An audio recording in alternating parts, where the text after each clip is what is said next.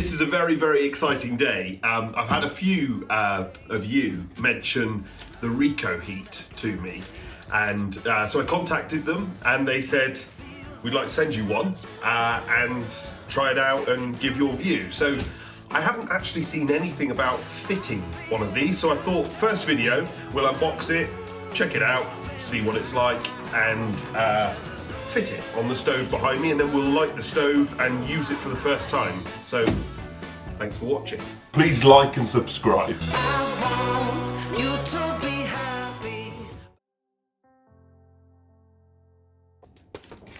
I'm quite excited. Right, installation manual, we will need that momentarily. Save loads of money on your bills, that's what we're hoping. I'm genuinely excited about this. I think it's really cool. For anybody who doesn't know, the Reco Heat is well, it's this. It's something that gets fitted into the flue, and it's the idea behind it. I haven't used it yet, but this is obviously a heat-proof hose, which you'd sort of have hidden behind the stove, and air gets fed into here, inside the flue, gets very, very hot, very, very quickly, expands to 4 times the size, and jets out of the front. So there is a bit of a noise with it, where there's air being blown out into the room, but the idea is it hugely increases efficiency on stoves. And the other thing is that you're effectively getting all of this free. All of this waste heat in the flue is just being picked up by this coil and then jetting free heat out into the room. In my view, the idea behind this is you're somebody who uses your stove seriously. You don't use this necessarily when you're sat in the room. You're going out, you turn it on because there's a bit of a noise going on, and it just jets heat around your house whilst you're out at the shops. You come back, whole house is really warm, because not only does it create more heat, pushes it around the house. So I'm hoping this will be fantastic.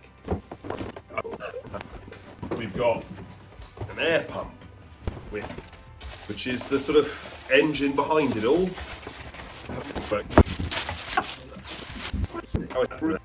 Comes with this little valve, and obviously that screws inside, and our pipe. Now what I don't understand is instruction manual. What that is about. The other thing that I have, the other sort of primary issue that I was concerned about, and I mentioned this to one of the people who messaged me about it, was my fear was that, yes, we're getting free heat from this and it's being jetted out. My fear was if you rob the flue of heat, you'll destroy the drawer. You can invite tarring it. You can invite a world of potential issues, and that is other than the noise, that is the primary negative that I was about this idea, this concept.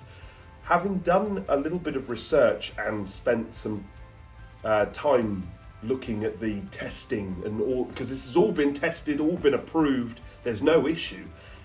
What I found was actually the amount of heat that this is stealing is minute. It's a bit like saying, okay, well, I've got a bath of hot water, and if I poured cold water in it, it spoiled my bath. This is like putting 1 cup of cold water in it. Having said that, I would be more cautious in a little short building like a boat or a shepherd's hut. Those flues need as much heat in them as they can get. Obviously, we're doing a retrofit, so if you were having this fitted with your stove, the fitter's just going to do that as part of it. I was quite interested reading it. The design of this is so that it can be swept through. So I personally would recommend having an access point in the flue so that you could sort of sweep around more easily. In my case, because I do so many swapping around, this swap over is actually going to be a very easy job because I've got a pipe that extends. I say it's going to be easy.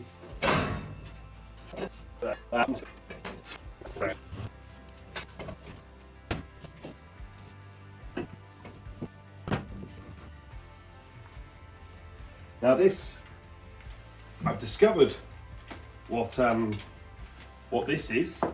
The first thing it's a silencer, because the pump will create a bit of noise, but the pump can apparently be fitted outside.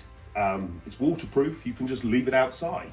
I'm going to stick it under the chair next to the stove because I figure I've got power right next to it, and we'll just be able to see what the noise level is like and what this thing is like to live with.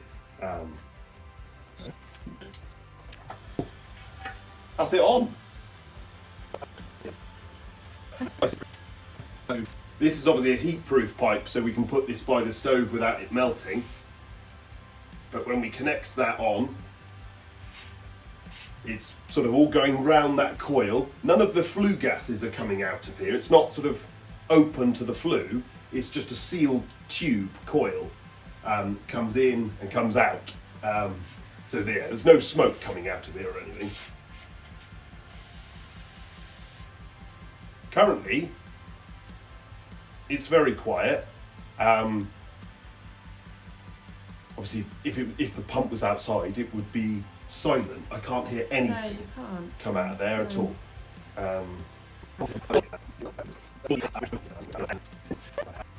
They recommend, so we're going to light the stove now. They recommend that you bed this in a little more gently, so use it 2 or 3 times before going for gold and getting it right up to temperature. It like all metal needs to sort of bed in. If you get things too hot too quickly, you can get warping, and same advice when you buy a stove. First couple of firings, just go steady. So we'll do that and then we'll come back to you. Now, obviously, when you fit something like this, you need to make sure you're using dry fuel. There's all the usual stuff. You've got to have the chimney swept regularly in the normal way. You've got to make sure that your drawer is correct. So that's the biggest thing, is if you're retrofitting it. When you're fitting a stove from scratch, you always test the drawer, make sure that it's going to operate correctly. And you obviously test it with this in place if that was being fitted at the time. If it's being added, it is a good idea to check the drawer. Obviously, we've looked at it. There's very little restriction. I'm not expecting it to really do anything adverse to the drawer, but you've got to check these things because drawer is a very unpredictable thing. So the moment you get complacent and just go, it's going to work, it might not. So just check it. We've done a couple of test firings. This is working fine. The drawer is fine. We're using kiln dried ash as we always use, so that's fine. There's no issue, but let's light it for the first time for you to see properly up to temperature with the pump on.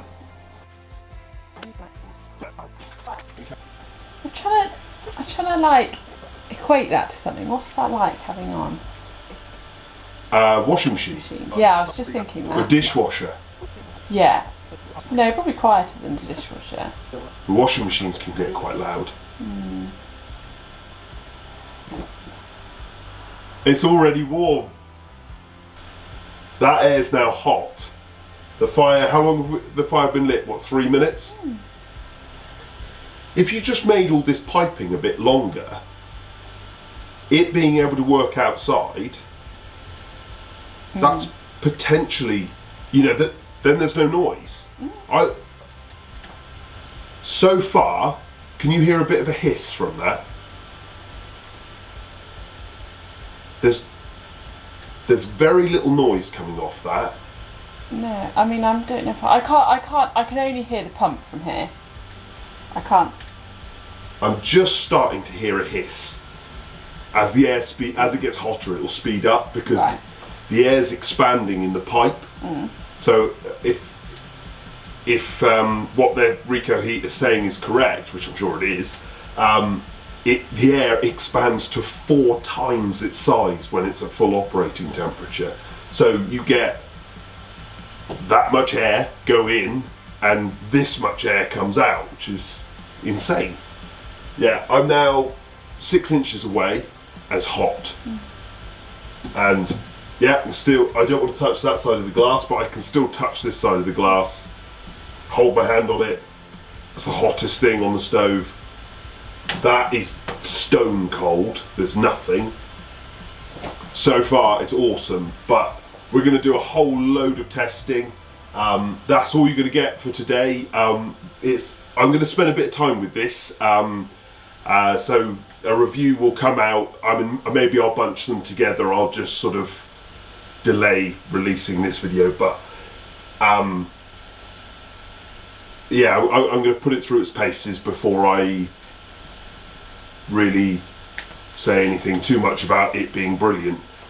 So far I'm impressed, but I haven't actually tested anything yet, so thank you for watching, and the review will be out soon.